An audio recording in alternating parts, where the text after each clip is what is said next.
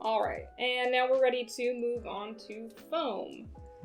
So, when you are doing foam, you want to try to make sure that all the layers are out of the same color.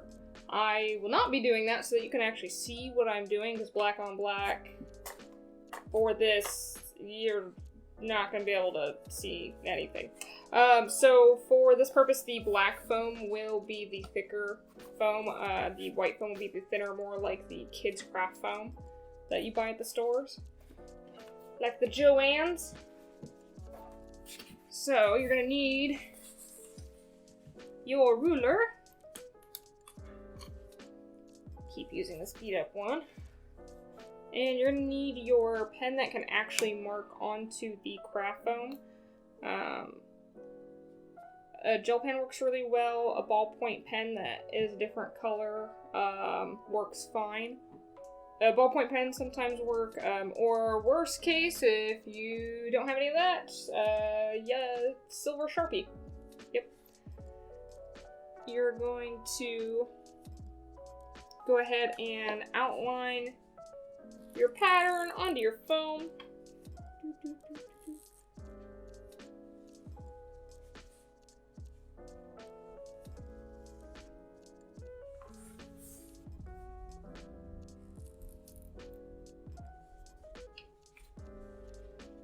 Don't know how well you'll be able to see that. And you don't need to push very hard. You don't want to indent or rip the foam. Once you have it outlined, you're going to take your X-Acto knife. If you have the like the twisty knob kind, make sure you've got it tightened. Don't expose multiple notches of the blade. You only ever want to be exposing one at a time. You don't need to go that deep if you look. So basic rule of using these.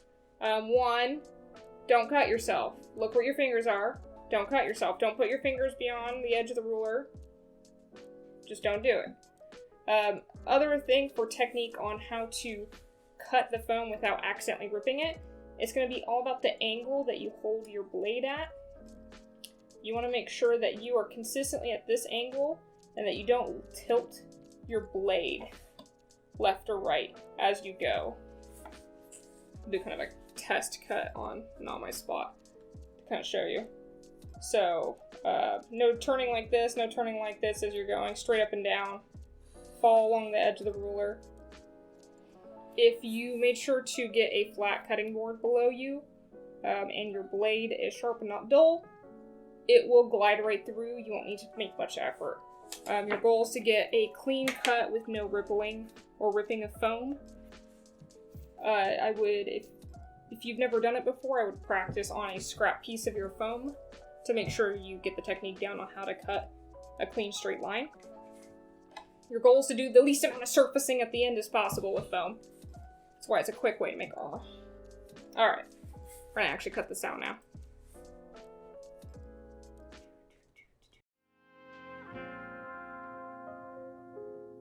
If you ever start to feel tension as you're going through, stop yourself, go further back up, try again to see if you can get the flow right. Because if you feel tension, that means that it wants to rip, and ripping is never what you want. If you're still having trouble, like you can tell you didn't get all the way through, flip it over and look at your line. You'll be able to see what spot you didn't go clean through the foam, and you can kind of fix it on the back side.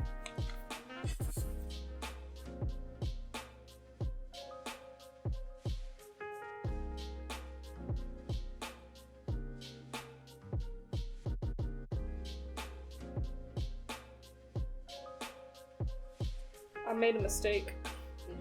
My pattern's on white paper for the foam that is white.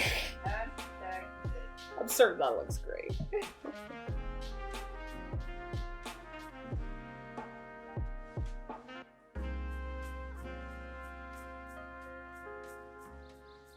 Oh, you leaving me? No? Bye. Free! Free from the reign of terror that is my cat.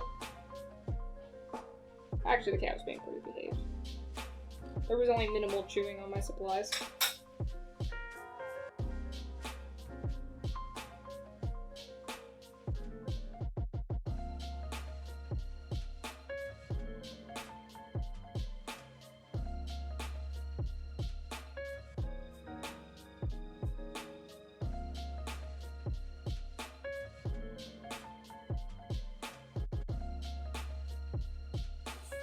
Alright.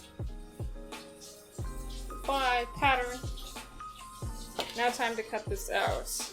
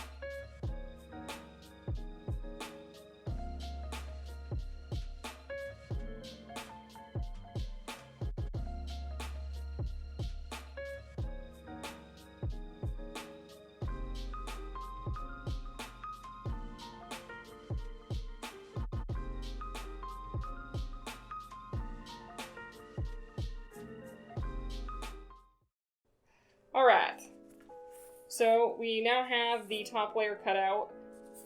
We want to layer it on top, make sure it's still lining up correct and that we didn't F up.